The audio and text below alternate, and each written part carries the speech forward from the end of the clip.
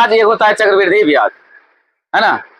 ब्याज जो होता है साधारण ब्याज होता है, जिस तरह से लेन देन करता है साधारण ब्याज। एक होता है चक्रवृद्धि ब्याज। चक्रवृद्धि ब्याज यानी कंपाउंड इंटरेस्ट। कंपाउंड इंटरेस्ट जो होता है ब्याज का भी ब्याज होता है, जैसे बिजली बिल हुआ।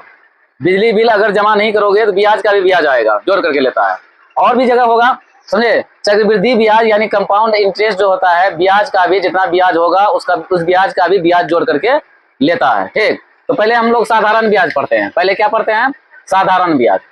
हम लोग पढ़ते हैं पहले साधारण ब्याज। साधारण ब्याज यानी क्या हो जाएगा? सिंपल इंटरेस्ट, यही होगा। हाँ, सिंपल इंटरेस्ट। सिंपल इंटरेस्ट ये होता है ना साधारण ब्याज। इसको शॉर्ट में बोला जाता है एसआई। क्या बोला जाता है? एसआई। ये देखो, साधारण ब्याज बोलो या सिंपल इंटरेस्ट बोलो। एक होता है कंपाउंड इंटरेस्ट। पहले साधारण ब्याज के बारे में पढ़ते हैं। साधारण ब्याज, साधारण ब्याज में देखो फॉर्मूला भी होता है। ये क्या होता है? मूलधन होता है, प्रिंसिपल। एक होता है, इंग्लिश में लिखते हैं प्रिंसिपल। एक होता है प्रिंसिपल, प्रिंसिपल। एक होता है प्रिंसिपल यानी मूलधन। ये क्या होता है? मूलधन। मूलधन। अब मूलधन किसको कहता है? जितना धन लेता है उसी को कहता है धन, यानी मनी, रुपया, उसी को कहता है मूलधन। ये हो गया। उसके बाद मूलधन, उसके बाद होता है तुम्हारा रेट भी होता है। क्या होता है? रेट। रेट यानी हो गया तुम्हारा दर, हो गया। और उसके बाद होता है समय, टाइम। टाइम यानी समय। ब्याज जो देता है ये चीज तीनों, ये तीनों चारों चीज लगता है। क्या होता है? साधारण ब्याज अगर लेना है तो मूलधन, उसमें मूलधन देता है, मूलधन रहता है, दर रहता है, क्या रहता है, और समय रहता है। देख रहे हो? यानी ये मूलधन हो गया। जो मूलधन कोई रुपया देता है, मान के चलो 10,000 दिया, उस 10,000 का रेट कितना लेगा, वो जो कितना प्रतिशत ब्याज लेगा, कितना दिन के लिए लिया लेगा, ये समय होता है। सुनने बात को। अगर कोई मान के चलो 10,000 मूलधन दिया, पैसा लिया, मूलधन होता है 10,000 रुपया लिया किसी से, तो रेट तय करेगा ना वो किस रेट पे लेगा ब्याज, है ना। उसके बाद समय भी फिक्स करता है कि समय कितना होगा उसका। इसका चलो पहले फॉर्मूला भी होता है। इसका फॉर्मूला क्या होता है? इंटरेस्ट बराबर होता है आई बराबर, यानी इंटरेस्ट बराबर होता है PRT बटा 100। देख रहे हो बात को? यहाँ देखो, इंटरेस्ट बराबर होता है PRT बटा 100। ये देखो। उसके बाद अगर हमको अगर ब्याज निकलना है तो PRT बटा 100 हो गया। इसी में आ जाओ, अगर P बराबर यानी मूलधन बराबर निकलना है तो क्या हो जाएगा? I गुना 100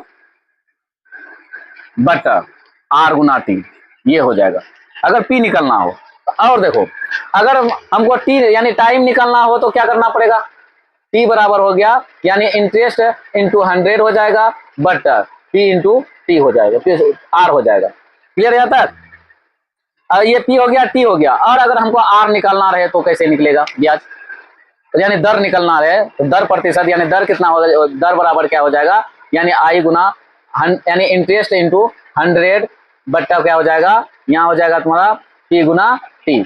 ये ना होगा? ये तुम पहले भी पढ़ चुके हो। तो ये फॉर्मूला है, तो होता है ब्याज निकालने का, साधारण ब्याज। ठीक है, साधारण ब्याज। उसके बाद देखो, अब आओ compound interest.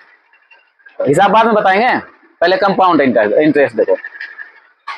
Compound interest, compound interest, compound. अगर हमको ब्याज निकालना है तो क्या करेंगे? मूलधन मान के चलो, मूलधन यानी P दिया हुआ है तुम्हारा कितना? 10,000 टका दे दिया है, ठीक। कितना दिया है? 10,000 रुपया दिया है। उसके बाद समय दे दिया है, T बराबर दिया है, T बराबर दिया है 5 वर्ष।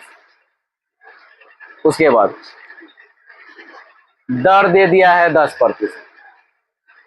P दिया हुआ मूलधन यानी 10,000 रुपया लिया, T इतना 5 वर्ष के लिए, R दिया है 10%। यानी अब हमको इंटरेस्ट निकालना हो तो यही फॉर्मूला दे देंगे। इंटरेस्ट यानी सिंपल इंटरेस्ट, सिंपल इंटरेस्ट बराबर होता है PRT। क्या होता है? PRT यानी इंटरेस्ट बराबर होता है PRT बटा 100, ये होता है। तो P कितना है? 10,000 है, ये 10,000 दे दिए। R कितना है? 10% है। वर्ष के टाइम कितना है? 5, ये बटा 100 हो गया। ये देखो, 0000 खत्म हो गया। ये देखो 5 इकाई, 5 पे कितना जीरो? 1 2 3, 3 जीरो दे दिए। यानी 5,000 रुपया उसका साधारण ब्याज होगा। कितना रुपया होगा? 5 5,000 रुपया उसका सिंपल इंटरेस्ट निकलेगा।